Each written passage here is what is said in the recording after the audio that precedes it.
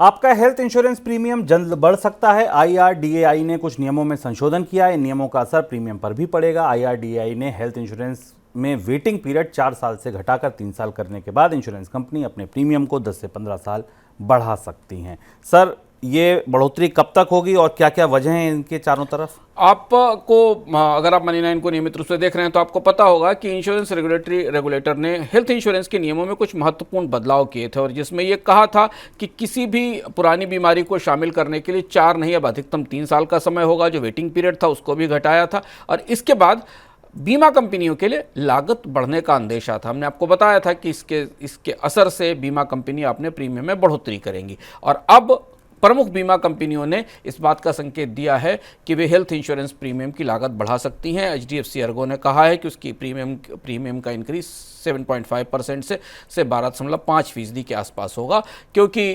कंपनियों का कहना है कि इससे उनके प्रोडक्ट की फाइनेंशियल वायबिलिटी ठीक करना ज़रूरी है। यानी अब उन्हें ज़्यादा जल्दी भुगतान करना पड़ेगा और क्लेम्स को सेटल करना पड़ेगा, और इसके लिए उन्हें ज़्यादा पूंजी चाहिए। इसके अलावा कुछ और भी कंपनियां हैं जो शायद इसी दिशा में आगे बढ़ेंगी। यह माना जा रहा है कि 10 से 15% तक बीमा की लागत बढ़ सकती है। तो अगर आप अपना हेल्थ इंश्योरेंस रिन्यू कराने जा रहे हैं और आपसे कंपनी ज़्यादा पैसा मांगे तो इसका कारण समझना ज़रूरी होगा, क्योंकि अब रेगुलेटर ने इसके नियम बदल दिए हैं। हेल्थ इंश्योरेंस लेने वाले करीब 43% ग्राहकों को क्लेम लेने में परेशानी का सामना करना पड़ता है। लोकल सर्वे का ये चौंकाने वाला खुलासा हुआ एक सर्वे में। सर्वे के परिणामों में ये भी पता चला कि हेल्थ इंश्योरेंस पॉलिसी धारक को क्लेम रिजेक्ट होने, आंशिक मंजूरी और क्लेम सेटलमेंट में लंबा वक्त जैसी चुनौतियां झेलनी पड़ती हैं।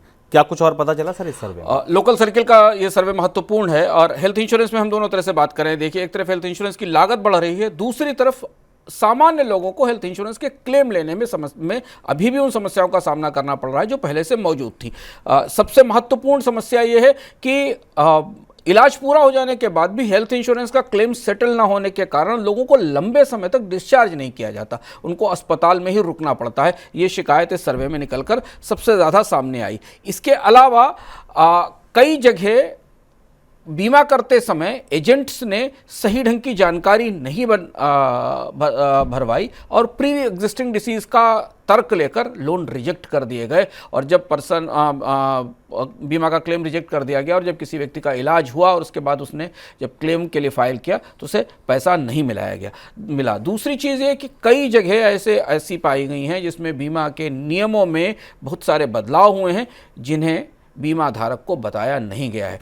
इस पूरे सर्वे से एक चीज़ शुभम निकल कर आती है कि सबसे जो ज़रूरी चीज़ दिख रही है वो ये कि बीमा धारक और बीमा देने वाली कंपनी के बीच संवाद की गहरी कमी है, और अधिकांश लोग जो हेल्थ इंश्योरेंस करा रहे हैं उन्हें हेल्थ इंश्योरेंस के नियमों के बारे में उसकी व्यवस्थाओं के बारे में जानकारी नहीं है, और उस जानकारी के अभाव में जब वो वास्तव में क्लेम लेने पहुँचते हैं तो उनके क्लेम रिजेक्ट होते हैं। और ये बेहद ज़रूरी है जानना आपके लिए कि अगर आप हेल्थ इंश्योरेंस करा रहे हैं तो आप सही जानकारी जरूर हासिल करें हेल्थ इंश्योरेंस लेने से पहले। मनी9 के साथ बने रहिए। हम विस्तार से हेल्थ इंश्योरेंस की छोटी छोटी चीज़ों पर अलग अलग तरह से कार्यक्रमों के जरिए छोटे वीडियोस के जरिए, फील्ड्स के जरिए आपको जानकारी देते रहते हैं। कार्यक्रम में जुड़िए हेलो मनी9 में और अपने सवाल पूछिए कि आखिर आपके बीमा में का क्लेम अगर रिजेक्ट हुआ है तो उसकी क्या वजह हो सकती है।